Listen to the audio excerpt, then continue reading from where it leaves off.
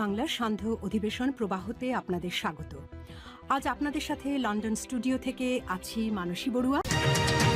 গণ অভ্যুত্থানে পলাতক স্বৈরশাসকদের করুণ পরিণতি, হাসিনার অডিও আমফালন। দুবাইয়ে 20,000 কোটি টাকার ব্যবসা গড়েছেন হাসান মাহমুদ। শেখ হাসিনাকে ফিরিয়ে আনার প্রশ্নে যে উত্তর দিলেন ডক্টর ইউনূস। জানাবো বৈষম্য বিরোধী ছাত্র আন্দোলন ও জামায়াত কি বিএনপির জন্য চ্যালেঞ্জ, এবং সর্বশেষ জানাবো হাসিনাকে হুঙ্কার ছুড়ে ভারতকে চরম হুঁশিয়ারি ইউনূসের, তলানিতে ভারত বাংলাদেশ সম্পর্ক।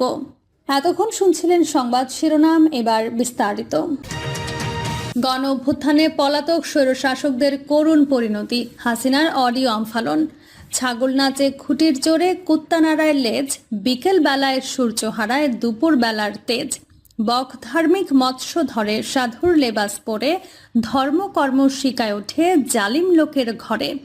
ছড়াকারের এই ছড়ার প্রতিটি ছত্রের সঙ্গে শেখ হাসিনার জীবন কর্মকাণ্ডের হুবহু মিল খুঁজে পাওয়া যায়। লাখো নেতাকর্মীকে দেশে বিপদের মুখে ফেলে দিল্লিতে পালানোর শেখ হাসিনা এখন টেলিফোনে আমফালন করছেন। বিদেশে অবস্থানরত ব্যক্তিদের সঙ্গে ফোনের সেই অডিও সামাজিক যোগাযোগ মাধ্যমে ভাইরাল করে নিজেকে জানান দিচ্ছেন। একদিকে দেশে বিপদগ্রস্ত দলের নেতাকর্মীদের ক্ষতবিক্ষত হৃদয়ে মলম দিচ্ছেন, অন্যদিকে ডক্টর মোহাম্মদ ইউনূস ও বেগম খালেদা জিয়াকে টুস করে পদ্মা নদীতে ফেলে দেওয়ার দম্ভক্তির মতো চট করে দেশে ঢুকে যাওয়ার কথা বলছেন। হিন্দুত্ববাদী ভারতের খুঁটির জোরে এখনও লেজ নাড়াচাড়া করলেও নিজের ক্ষমতা তিনি হারিয়ে পালিয়েছেন। এখন আর চাইলেই দেশে ফিরতে পারবেন না। ফিরলে তাকে গণহত্যার দায়ে অভিযুক্ত অপরাধী হিসেবে 15 আগস্টের হত্যাকাণ্ডে অভিযুক্ত আব্দুল মাজেদকে কলকাতা থেকে ঢাকায় যেভাবে আনা হয়, এসে আন্তর্জাতিক অপরাধ ট্রাইব্যুনালে বিচারের মুখোমুখি হতে হবে। যুগোস্লোভিয়ার সোবোদন মিলোসেভিচ, রুয়ান্ডার জিন কাবান্দা, চিলির আগস্টো পিনোচের যে পরিণতি হয়েছিল, জুলাই আগস্ট 36 দিনের গণহত্যার দায়ে আন্তর্জাতিক অপরাধ ট্রাইব্যুনালে মামলা দায়েরের পর শেখ হাসিনাকে সেই পরিণতির দিকে যেতে হবে। ভারতীয় দাদাদের অনুকম্পায় থেকে দেশের নেতাকর্মীদের ক্ষোভ প্রমোশন করতে এবং চাঙা করতে চট করে দেশে ঢুকবো বক্তব্য মামা বাড়ির আবদারের নামান্তর। ভারতের নাচের পুতুল হাসিনা 15 বছর দেশের অর্থনীতিকে খাদের কিনারে নিয়ে গেছেন। মহাপ্রকল্পের নামে ঋণ করে দেশকে ক্ষতিগ্রস্তে জর্জরিত করেছেন। প্রকল্পের জন্য বিদেশি ঋণ নিয়ে হাজার হাজার কোটি টাকা বিদেশে পাচার করেছেন। দলবাজদের ব্যাংকের লাইসেন্স দিয়ে দেশের ব্যাংকিং সেক্টরকে ধ্বংস করেছেন। মানুষের মধ্যে রাজনৈতিক ও সামাজিক বিরোধ সৃষ্টি করে দেশকে বিভক্ত জাতিতে পরিণত করেছেন। দুর্নীতিকে রাষ্ট্রীয় রূপ দিয়েছেন, সাংবিধানিক প্রতিষ্ঠানগুলোকে দলীয় সদর দফতরে পরিণত করেছেন। দুবাইয়ে 20,000 কোটি টাকার ব্যবসা গড়েছেন হাসান মাহমুদ। নিশ্চিত করে বলতে না পারলেও দুবাইয়ের একটি পার্কে সাবেক পররাষ্ট্রমন্ত্রী হাসান মাহমুদকে দেখা গেছে বলে দাবি করেছেন বেশ কয়েকজন প্রবাসী বাংলাদেশি। তাদের দাবি, দুবাইয়ে অবৈধ পথে 15,000 কোটি টাকারও বেশি পাচার করে সম্পদের পাহাড় গড়েছেন হাসান মাহমুদ।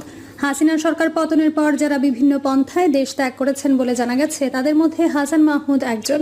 সংযুক্ত আরব আমিরাতে হাসান মাহমুদ যে বিপুল পরিমাণ সম্পদ গড়েছেন, তার প্রধান অংশীদার সাবেক রেলপথ মন্ত্রণালয়ের সংসদীয় স্থায়ী কমিটির সভাপতি ABM ফজলে করিম চৌধুরী।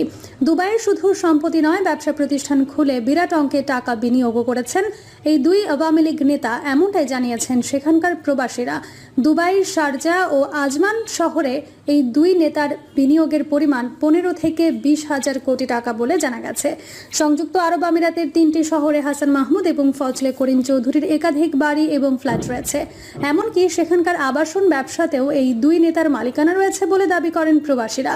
দুবাইয়ের মতো বিলাসবহুল শহরে কিভাবে এই সম্পদের মালিক হলেন, তারা সেই বিষয়টি খতিয়ে দেখে আইনগত ব্যবস্থা নিতে অন্তর্বর্তী সরকারের কাছে আবেদন জানিয়েছে দুবাইয়ে বসবাসরত প্রবাসীরা। জানা যায়, হাসান মাহমুদ ও ABM ফজলে করিম চৌধুরী হাজার হাজার কোটি টাকা পাচার করেছে আমিরাতের কিছু প্রবাসী ব্যবসায়ীর মাধ্যমে। বিশেষ সূত্রে জানা যায়, আমিরাতের আজমানে আবাসন ব্যবসায় বিনিয়োগ করেছেন হাসান মাহমুদ ও ফজলে করিম। আজমান ইন্ডাস্ট্রিয়াল এরিয়ায় একাডেমি এলাকায় JR প্রপার্টি নামে ইতোমধ্যে 26টি ভবন তৈরি করেছে ইউনুস সেন্টার নামের আরেকটি কোম্পানি। এই কোম্পানির নতুন নামকরণ করা হয়েছে চট্টগ্রাম রিয়েল এস্টেট। ওই এলাকায় এই কোম্পানির নামে প্রায় 350 একর জমিও কেনা হয়েছে বলে দাবি করেন প্রবাসীরা। আর তাদের এই বিশাল ব্যবসা দেখভাল করেন হাসান মাহমুদের ব্যবসায়িক পার্টনার ও চট্টগ্রাম রিয়েল এস্টেটের মালিক সিএনজি জসিম নামের এক প্রবাসী। স্থানীয় সূত্রে জানা যায়, হাসান মাহমুদ এবং ফজলে করিম চৌধুরী আজমান ছাড়াও দুবাই, শারজা, ফুজিরা ও আল আইনে বসবাসরত বিদ্যমান অসংখ্য প্রবাসী ব্যবসায়ী প্রতিষ্ঠান বিনিয়োগ করেছেন। এছাড়া নামে বেনামে আরও অসংখ্য প্রতিষ্ঠান গড়ে তুলেছেন এই দুই নেতা। দুবাই প্রবাসীরা আরও জানান, শুধুমাত্র আমিরাতে নয়, ওমান, কাতার ও সৌদি আরবেও পাচার করা টাকায় গড়ে তুলেছেন অসংখ্য প্রতিষ্ঠান। বৈষম্য বিরোধী ছাত্র আন্দোলন ও জামায়াত কি বিএনপির জন্য চ্যালেঞ্জ? বাংলাদেশের রাজনীতিতে গত 5 আগস্টের পর থেকে পরিবর্তিত পরিস্থিতি ও নতুন সমীকরণের ইঙ্গিত পাওয়া যাচ্ছে। রাজনীতিতে আওয়ামী লীগ বিহীন মাঠে সামনের দিনগুলোতে নতুন হিসেব নিকেশ আসবে, তাতে কোনো সন্দেহ নেই। এই মুহূর্তে বাংলাদেশের রাজনীতিতে প্রধান দুটো শক্তি বিএনপি এবং তাদের এক সময়কার রাজনৈতিক মিত্র জামায়াতে ইসলামী। অন্যদিকে বৈষম্য বিরোধী ছাত্র আন্দোলন কোনো রাজনৈতিক দল না হলেও রাজনীতির মাঠে তাদের প্রভাব অন্যদের চেয়ে কম নয়। অধ্যাপক মোহাম্মদ ইউনূসের নেতৃত্বে অন্তর্বর্তী সরকার বৈষম্য বিরোধী ছাত্র আন্দোলনের ফসল এবং তাদের পছন্দ। বিএনপি মহাসচিব মির্জা ফখরুল ইসলাম আলমগীর ইতোমধ্যে যেসব বক্তব্য দিয়েছেন তা দৃশ্যত মনে হচ্ছে জামায়াতে ইসলামী এবং বৈষম্য বিরোধী ছাত্র আন্দোলনের অনেক চিন্তাধারার সাথে তারা একমত হতে পারছেন না। প্রথম বিষয়টি হচ্ছে নির্বাচন। বিএনপি মনে করে অতি দ্রুত কিংবা যৌক্তিক সময়ের নির্বাচন দাবি করছে। অন্যদিকে নির্বাচন নিয়ে জামায়াতে ইসলামীর কোনো তাড়াহুড়া লক্ষ্য করা যাচ্ছে না। আরেকটি বিষয় হচ্ছে বৈষম্য বিরোধী ছাত্র আন্দোলনের নতুন রাজনৈতিক দল গঠন নিয়ে বিএনপির সতর্ক অবস্থান। বৈষম্য বিরোধী ছাত্র আন্দোলনের সাথে যারা সম্পৃক্ত তাদের দিক থেকে কোনো রাজনৈতিক দল গঠন করা হয় কিনা সেদিকেও দৃষ্টি রাখছে বিএনপি। এই বিষয়টিও নির্বাচনের সাথে সম্পৃক্ত, যদিও বৈষম্য বিরোধী ছাত্র আন্দোলনের সমন্বয়করা বলছেন নতুন রাজনৈতিক দল গঠনের কোনো চিন্তা এখনই তাদের নেই। গত 16 সেপ্টেম্বর ঢাকায় এক অনুষ্ঠানে বৈষম্য বিরোধী ছাত্র আন্দোলনের প্রতি ইঙ্গিত করে মির্জা ফখরুল বলেন, অন্তর্বর্তী সরকার যাদের দায়িত্ব দিয়েছে তাদের মধ্য থেকে বলা হচ্ছে নতুন দল তৈরি করতে হবে। নতুন দল তৈরি করার কথা বললে জনগণ কিভাবে বুঝবে তারা নিরপেক্ষভাবে কাজ করছেন? বিএনপি কি চ্যালেঞ্জে পড়বে? বাংলাদেশের রাজনীতিতে শত্রু মিত্রের চর্চা নতুন বিষয় নয়। দেশটির রাজনৈতিক ইতিহাস বিশ্লেষণ করলে দেখা যায়, রাজনীতির মাঠে একটা সময় যারা পরস্পরের মিত্র হিসেবে পরিচিত ছিল, পরবর্তীতে তারাই শত্রু হিসেবে চিহ্নিত হয়েছে। 1975 সালের 7ই নভেম্বর সিপাহী জনতার অভ্যুত্থানের মধ্য দিয়ে জিয়াউর রহমান বন্দিদশা থেকে মুক্ত হয়েছিলেন। এরপর তার ক্ষমতায় আসার পথ প্রশস্ত হয়েছিল। সেই অভ্যুত্থানের রূপকার ছিল জাসদ নেতা অবসরপ্রাপ্ত কর্নেল আবু তাহের ও জাসদের বিপ্লবী সৈনিক সংস্থা। তখন জাসদ ছিল আওয়ামী লীগ বিরোধী শক্তি, কিন্তু রাজনীতির পথ পরিক্রমায় জাসদ আওয়ামী লীগের মিত্র হয়েছে এবং বিএনপির শত্রু হয়েছে। বাংলাদেশের বর্তমান রাজনৈতিক প্রেক্ষাপটে আগামী দিনগুলোতে বৈষম্য বিরোধী ছাত্র আন্দোলন এবং জামায়াতে ইসলামী কি বিএনপির জন্য বড় রাজনৈতিক চ্যালেঞ্জ তৈরি করবে? উত্তরে বিএনপির স্থায়ী কমিটির সদস্য আব্দুল মঈন খান বলেন, মোটেই না।